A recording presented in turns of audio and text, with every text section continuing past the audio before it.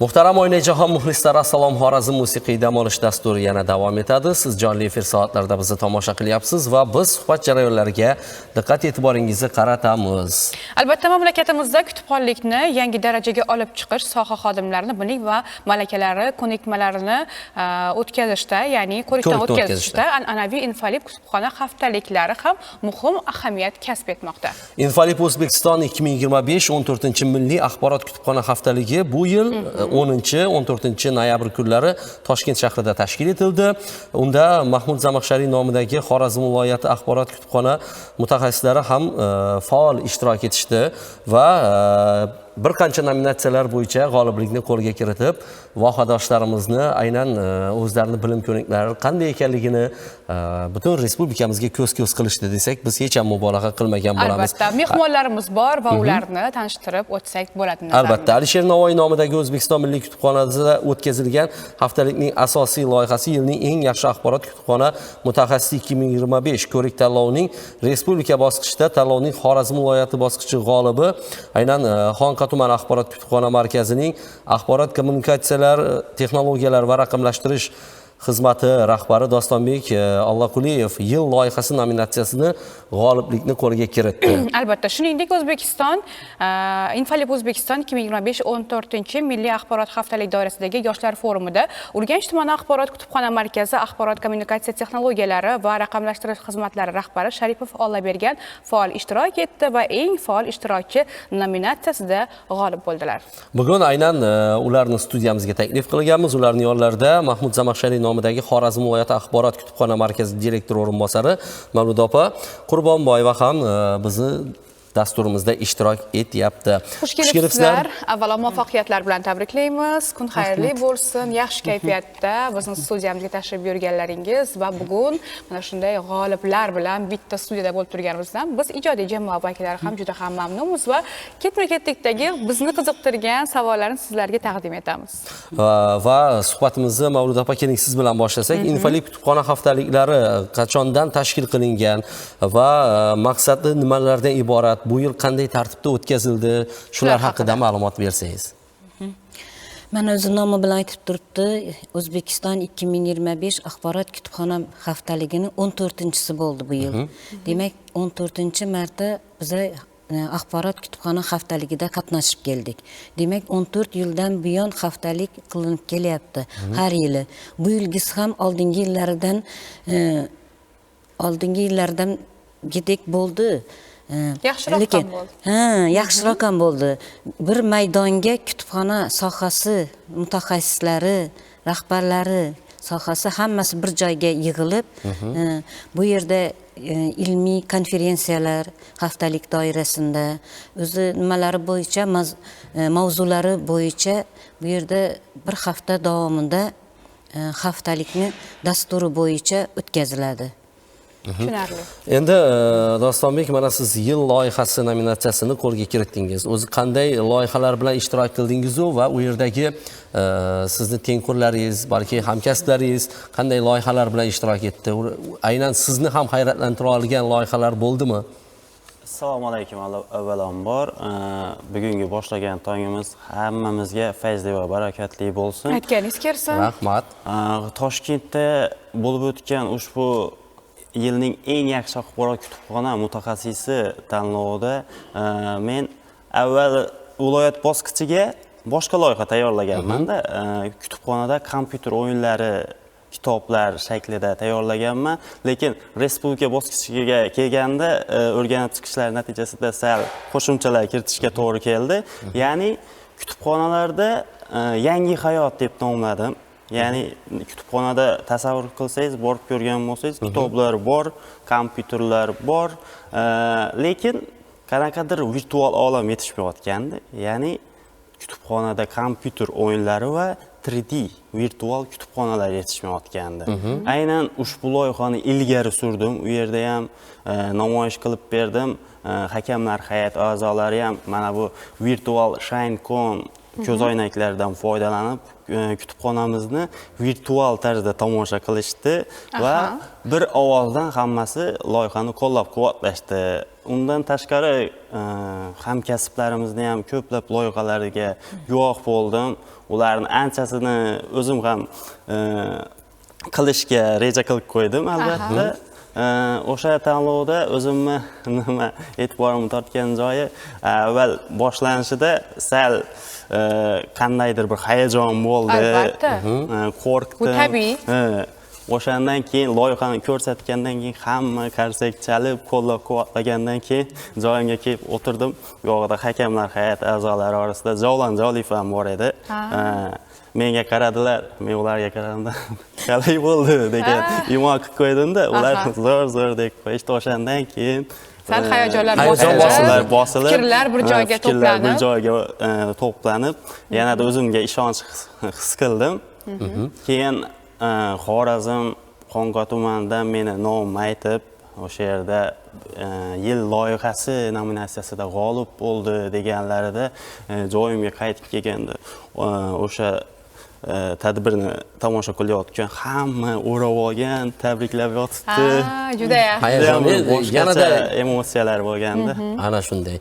Mana shunday bo'lish kerak-da, o'zi aslida g'oliblik nashidasini tuyish bu so'z bilan ta'riflab bo'lmaydi-da. O'sha jarayondagi hissiyotni faqat his qilib. Hozir ko'zlar yonib ketdi, gapirib berayotganlarida. Gapirib berayotganda yana o'sha hissiyotga qaytgandek bo'ldingiz go'yo. Endi hozir aytib o'tganingizdek, maxsus aynan mana shunday virtual ko'zoynaklar yordamida kutubxonani tomosha qilish imkoniyatiga ega bo'ladi har bitta inson. Xo'sh, hozir bu narsani sinab ko'rish imkoniyati mavjudmi? Ha, hozir ham bu narsani sinab ko'rish imkoniyati mavjud. Ushbu virtual Shankon virtual ko'zoynaklarimizga telefonni joylashtirgan holda telefonda virtual videolar tayyorlangan bo'ladi va telefon orqali ko'zga ilib maxsus naushniklari bor, tomosha qilish imkoniyati mavjud va hozirda kutubxonamizni 3D formatini o'quv zallari, kompyuter zallari va ko'rgazmali joylarini 3D'sini ishlaganman. Chunki buni video formatda qilganim boisi 3D formatga o'girganim boisi bizga sal muammolar bo'ldi. Video olishda salgina muammolar bo'lib qoldi. O'shaning uchun maxsus programmadan foydalangan tarzda 3D formatda ishlashga qaror qildim va ushbu video lavhani tayyorladim. Hozirda mavjud. Alloh bergan, endi sizga murojaat qilsak bo'ladi, xo'jangiz? Alloh bergan, aynan mana shu faol ishtirokchi nominatsiyasi bilan aynan g'olib deya topildingiz va qo'lga kiritgan ushbu yutug'ingizda, ya'ni aytishimiz zarurki, ushbu tadbirda ishtirok etar ekansiz, qanday his-tuyg'ular bo'ldi va o'sha tadbirga tashrif buyurgan boshqa hamkasblardan, o'sha umuman olib qaraganda shu sohaga doir bo'lgan insonlardan nimalarni o'rgandingiz? To'g'ri aytdingiz. Ushbu haftalik davomida 5-yosh kutubxonachilar forumi tashkil etildi. Bu forumning asosiy maqsadi shu kutubxona sohasiga kirib kelgan yangi xodimlarni aholiga kitobxonlik xizmati ko'rsatishda yangi texnologiyalarni joriy qilish, ulardan qanday foydalanishni ko'rsatib o'tishdan iborat bo'ldi. Misol uchun, Toshkent axborot texnologiyalari universitetida kutubxonasi bilan tanishdik. U yerda tashkil etilgan yangi texnologiyalar, u yerdagi kitobxonlik xizmati bilan tanishdik. Bundan tashqari, Respublika bolalar kutubxonasiga bordik va Respublika Yoshlar ishlari agentligida tashkil etilgan mutolaa loyihasini tayyorlanish jarayoni bilan tanishdik. Bu yerdagi oddiy bitta loyihaga 140 nafardan ortiq xodim xizmat qilar ekan. Bu juda yaxshi. Bu katta e'tibor kitobxonlik uchun. Bu biz uchun ham katta e'tibor bo'ldi va bu bizga katta motivatsiya berdi. Va bundan keyingi ishlarimizda ham katta maqsadlar qo'ydik o'zlarimizga. Qadrli Onajo'xon muxlislari, siz jonli efir soatlarida Salom Xorazm musiqiy dam olish dasturini tomosha qilmoqdasiz. Biz esa yana suhbatdoshlarimiz bilan mazmunli bo'lgan suhbatimizni davom ettiramiz. Ma'lumot o'rnida aytib o'tamiz, suhbatdoshlarimiz Mahmud Zamaxshariy nomidagi Xorazm viloyati axborot kutubxona markazi direktori o'rinbosari Mavluda Qurbonboyeva, Xonqa tuman axborot kutubxona markazi axborot kommunikatsiya texnologiyalari va raqamlashtirish xizmati rahbari Dostonbek Alloquliyev, Urganch tumani axborot kutubxona markazi axborot kommunikatsiyalari texnologiyalari va raqamlashtirish xizmati rahbari Olabergan Sharipovlar. Yana bir bor xush kelibsizlar deymiz va albatta yuqorida biz aytib o'tganimiz Infalib O'zbekiston 2025 14-milliy axborot haftaligi doirasidagi aynan qo'lga kiritilgan g'olibliklar, yoshlar forumi doirasidagi qo'lga kiritilgan muvaffaqiyatlar muborak bo'lsin deymiz. Biz suhbatimizni davom ettiramiz va sizlarga yana savollarimiz bor. Mavlud opa, aynan Mahmud Zamakhshariy nomidagi viloyat axborot kutubxona markazi kitobsevar millat loyihasini amalga oshirish borasida zamon bilan talab darajasida ishlashga harakat qilmoqda. Ta'kidlash kerak, aynan bu singari tadbirlar soha xodimlarini har tomonlama qo'llab-quvvatlashda katta ahamiyatga ega.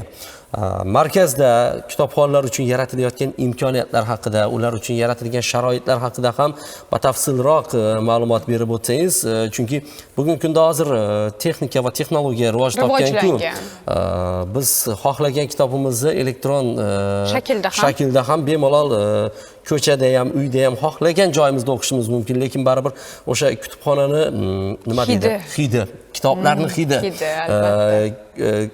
Kutubxonani bir atmosferasi insonni o'ziga mahliyo qiladi.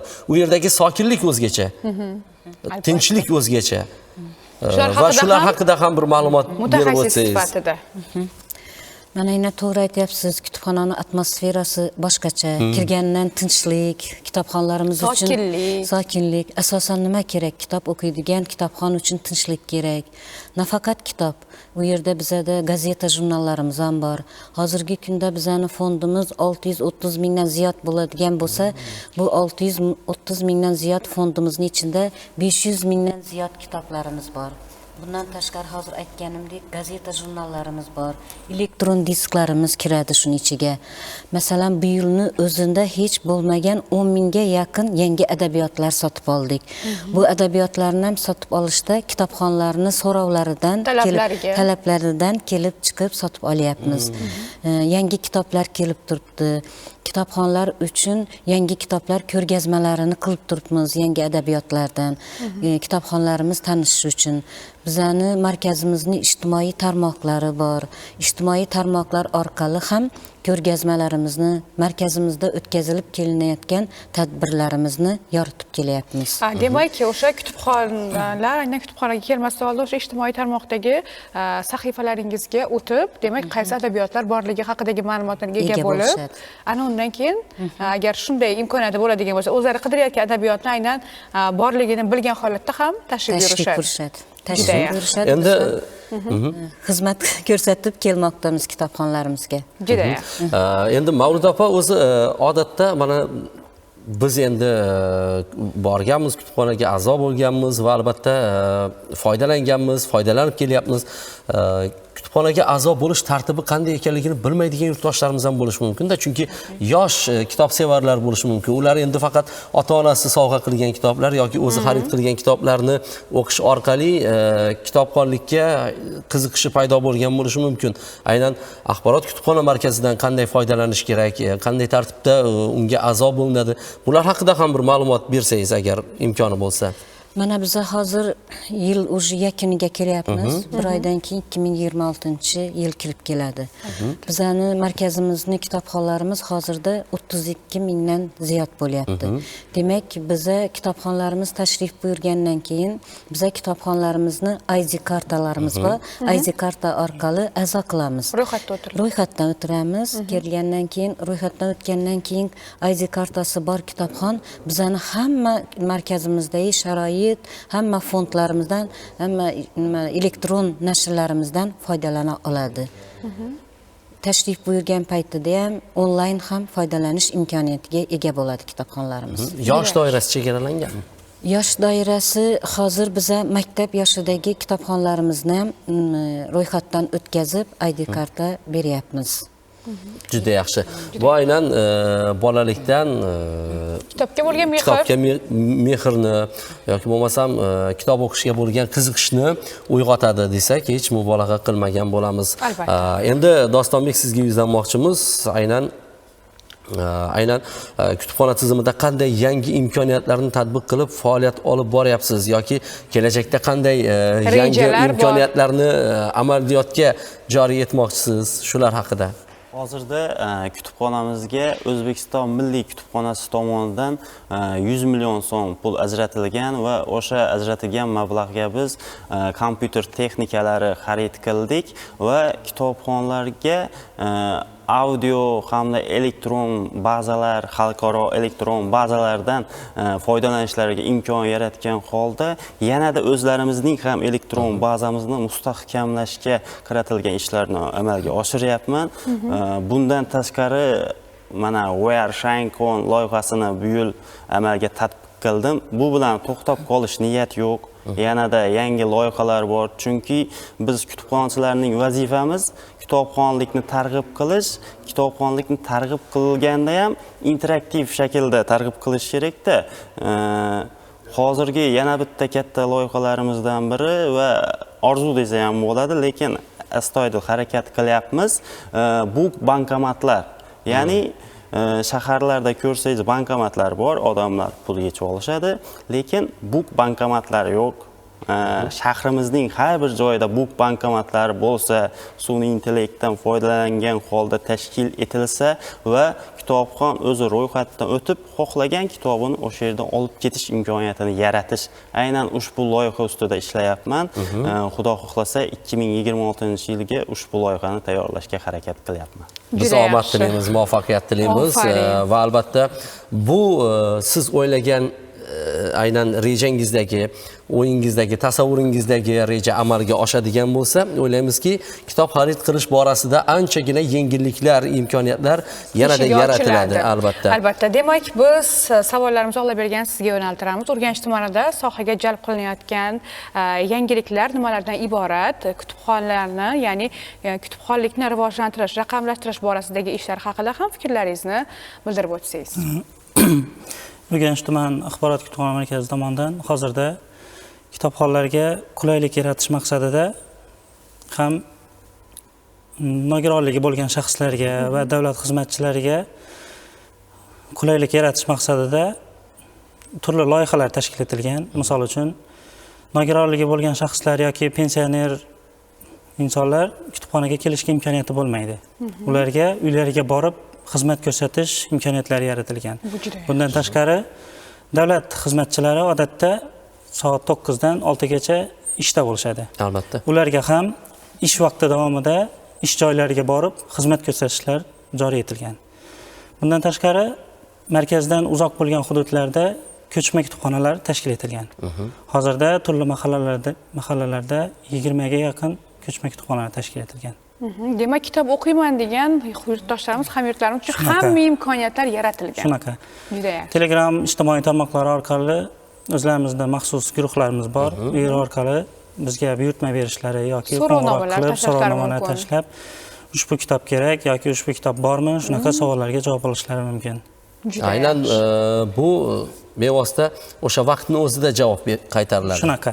To'g'ridan to'g'ri shu vaqtni o'zida javob beriladi. Maxsus bazalarimiz bor, shu yerdan ko'riladi. Kitob hozir qo'lda bor yoki yo'qligi shu yerning o'zida aytiladi yoki qachon olib kelishlari, qachon olib ketish mumkinligi aytiladi.